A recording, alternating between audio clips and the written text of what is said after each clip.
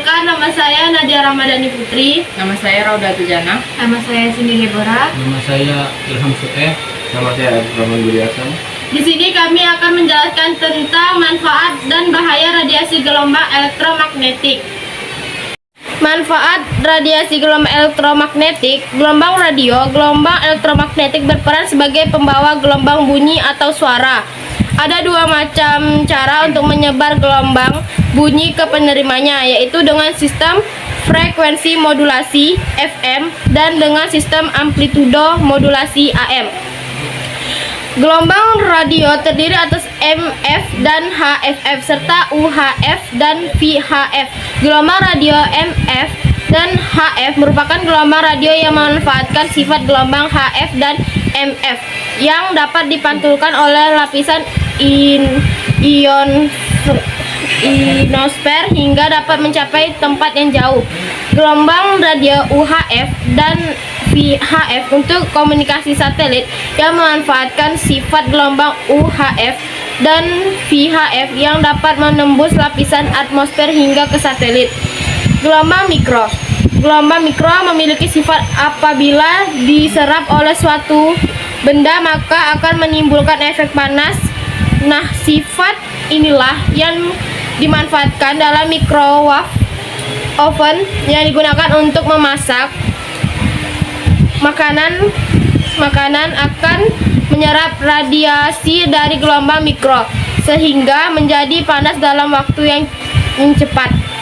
Gelombang mikro juga dimanfaatkan dalam dunia penerbangan pada pesawat, radar, radio detection and training. Pesawat radar digunakan untuk mencari dan menentukan jarak suatu benda. Beberapa manfaat lain dari gelombang mikro yaitu untuk menganalisa struktur atomik dan molekul, untuk mengukur kedalaman laut, digunakan pada rangkaian televisi. Sinar inframerah memiliki banyak manfaat, diantaranya adalah untuk fotografi, pemetaan sumber daya alam. Sinar inframerah dapat menembus kabut dan awan tebal sekaligus. Fotografi diagnosa penyakit, mengeringkan cat kendaraan dengan cepat. Pada bidang militer dibuat teropong dengan inframerah guna melihat di tempat yang gelap atau berkabut, sehingga memudahkan pasukan untuk mengintai. Sinar tampak adalah radiasi gelombang elektromagnetik yang dapat dilihat oleh mata manusia. Berikut adalah manfaat dari sinar tampak: membantu penglihatan manusia, lampu senter, penggunaan sinar laser dan serat optik. Manfaat radiasi gelombang elektromagnetik. Sinar ultraviolet. Sumber utama untuk menghasilkan sinar ultraviolet adalah matahari. Matahari memancarkan sinar ultraviolet. Lapisan ozon paling atas memiliki peran menyerap sinar ultraviolet dan meneruskan sinar ultraviolet yang tidak membahayakan bagi kehidupan manusia bumi. Berikut ini adalah manfaat dari sinar ultraviolet. Berguna untuk fotosintesis tumbuhan, membantu pembentukan vitamin D pada manusia. Dengan menggunakan peralatan khusus dapat dimanfaatkan untuk membunuh kuman atau penyakit. Untuk memeriksa keaslian tanda tangan biasanya dimanfaatkan oleh bank. Sinar X. Berikutnya adalah pemanfaatan dari sinar X dalam kehidupan kita. Dalam bidang kesehatan, dimanfaatkan untuk melihat kondisi tubuh bagian dalam seperti jantung, tulang, dan paru-paru. Digunakan untuk analisa struktur bahan atau kristal. Digunakan untuk melihat cacat pada logam.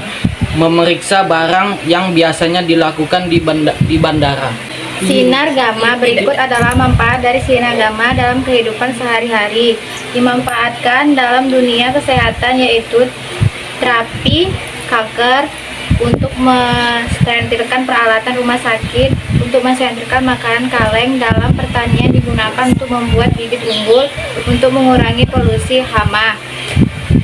Satu, paparan radiasi ultraviolet yang berlebih terhadap manusia, hewan, tanaman, dan bahan-bahan bangunan dapat menimbulkan dampak negatif pada manusia.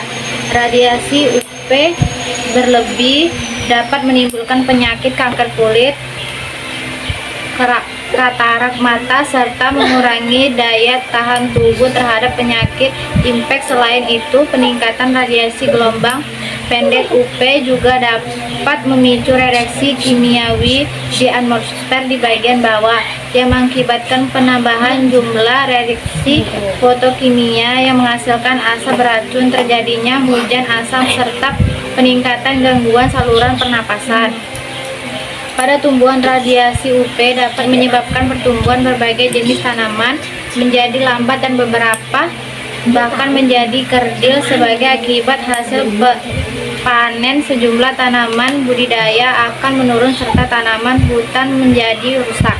2. Pulsa microwave dapat menimbulkan efek stres pada kimia syaraf otak. 3. Apabila terjadi lubang ozon, maka sinar UV khususnya yang jenis UVB yang memiliki panjang gelombang 290 nanometer yang menembus ke permukaan bumi dan kemudian mengenai orang dapat menyebabkan kulit manusia tersengat, merubah molekul DNA, dan bahkan bila berlangsung menerus dalam jangka lama dapat memicu kanker kulit, termasuk terhadap makhluk hidup lainnya. 4. Radiasi HP dapat mengacaukan gelombang otak, menyebabkan sakit kepala, kelelahan, dan hilang memori. Pemakaian HP bisa menyebabkan kanker otak. 5. Beberapa efek negatif yang bisa muncul sebagai akibat radiasi HP antara lain kerusakan sel saraf, menurunnya atau bahkan hilangnya konsentrasi, merusak sistem kekebalan tubuh, meningkatkan tekanan darah, hingga gangguan tidur dan perubahan aktivitas otak. Sekian dari kelompok kami. Wassalamualaikum warahmatullahi wabarakatuh.